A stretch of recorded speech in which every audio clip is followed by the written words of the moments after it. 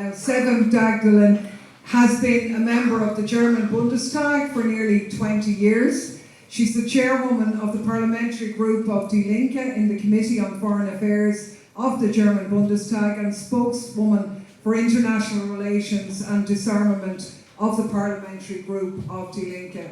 She is a member of the NATO Parliamentary Assembly and a substitute member of the Parliamentary Assembly of the Council of Europe, Deputy Chairwoman of the German-Chinese Parliamentary Friendship Group, German-Indian Parliamentary Friendship Group, and German-US Parliamentary Friendship Group. So she can get on with pretty much everyone by the sound of things. But she's amazing. I've spoken with her in London and we're so happy that she's taken the time out to join us here today.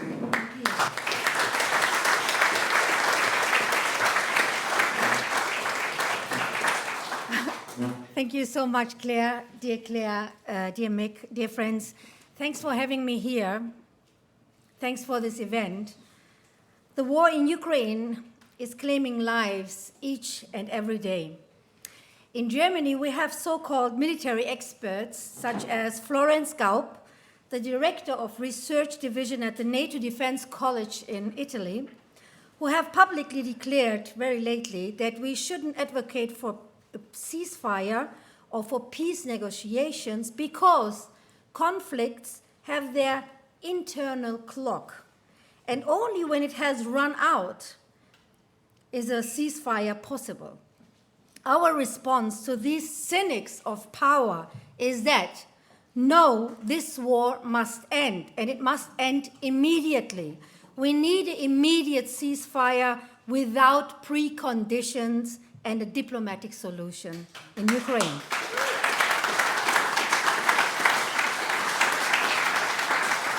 And let me say quite clearly that those who want to make this contingent on prior commitments by either of the warring parties just want this war to continue.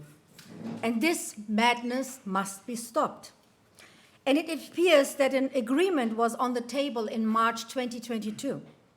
And it's that's a disgrace, that the then Conservative UK Prime Minister Boris Johnson, in cahoots with the US administration, prevented a deal from being reached. So let's take a close look at what's happening now. The war in Ukraine has turned into a dangerous NATO proxy war against Russia. And this war has the potential to escalate, also thanks to the supply of more and increasingly heavy weapons. Anyone who wants to prevent a nuclear war in Europe must stand up to this escalation. And apparently there is more at stake here, that NATO countries are crossing the line from non-belligerent to belligerent parties in this war. They are doing this in the form of cooperation between intelligence services, by advising and coordinating liaison officers on the ground, by exchanging technical and tactical expertise, and by comparing situational pictures to the point of joint situation planning and training Ukrainian soldiers on the use of Western weapons on a massive scale. The recent attacks with British Storm Shadow missiles represent a fresh escalation in this regard. This spiral of escalation must be stopped. The supplies of weapons to the war zone must be stopped.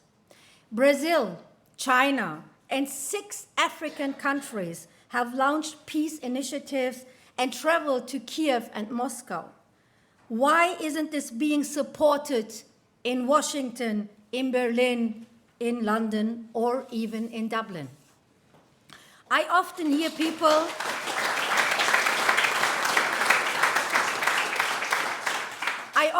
people ask what the problem with NATO is, since, or so they argue, it is a purely defense alliance.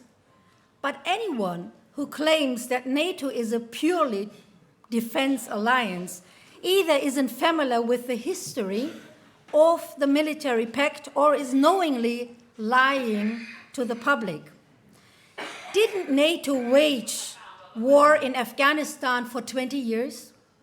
Didn't NATO invade Yugoslavia in 1999 without a mandate from the UN Security Council? Didn't NATO wage a murderous war to implement regime change in Libya in 2011 in violation of a UN Security Council resolution? And wasn't it NATO that, despite promises to the contrary, continued to expand further and further east, right up to Russia's border? Wasn't it NATO that, back in 2014, committed itself to a gigantic rearmament program with the 2% target? No, dear friends, NATO is a warfare alliance.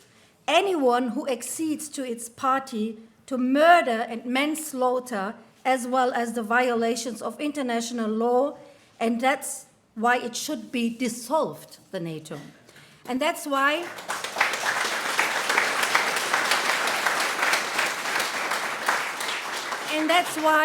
also against the backdrop of its proxy war in Ukraine, I have called Germany's withdrawal from this military pact and for the withdrawal of the US soldiers after 70 years. It's about time that they go home, that they leave the country, and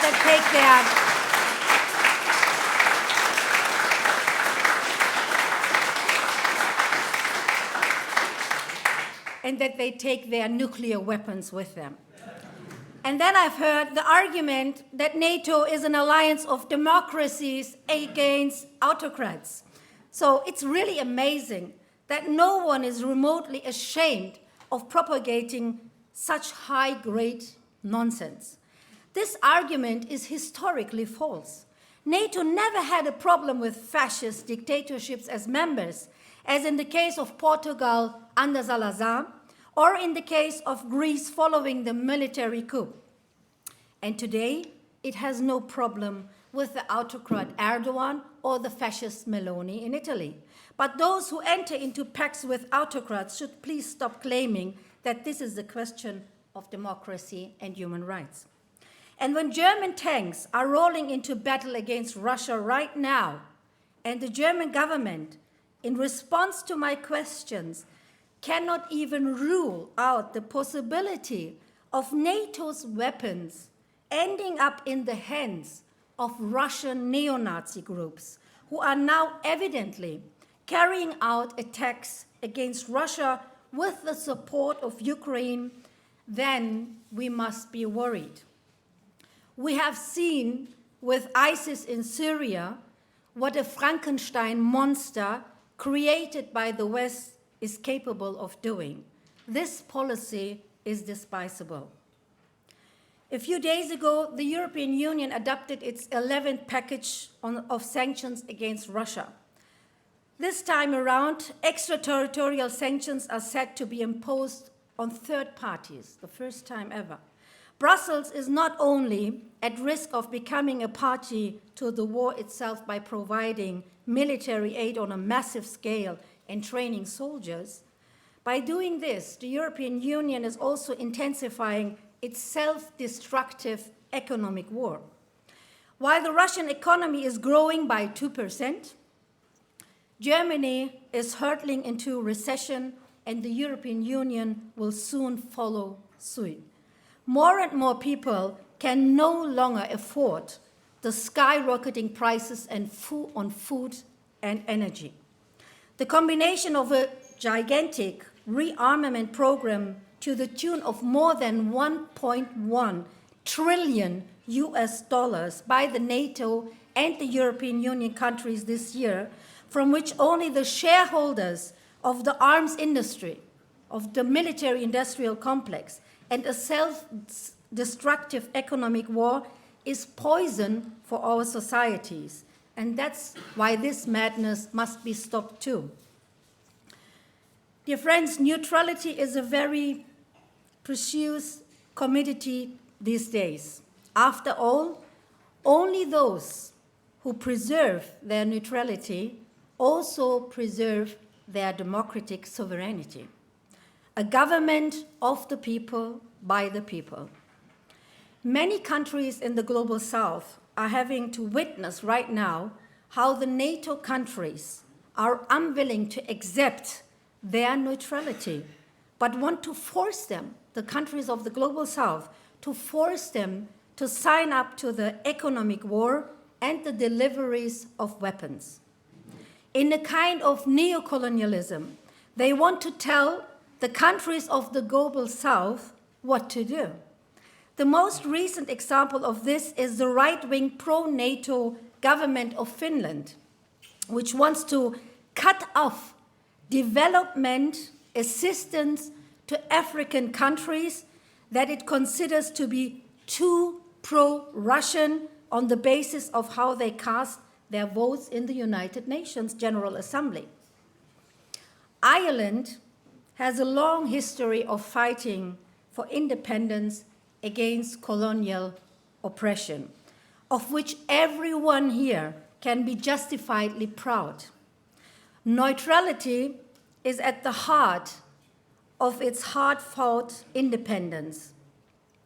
To defend neutrality, also in this day and age, is to defend freedom, justice, and democracy itself.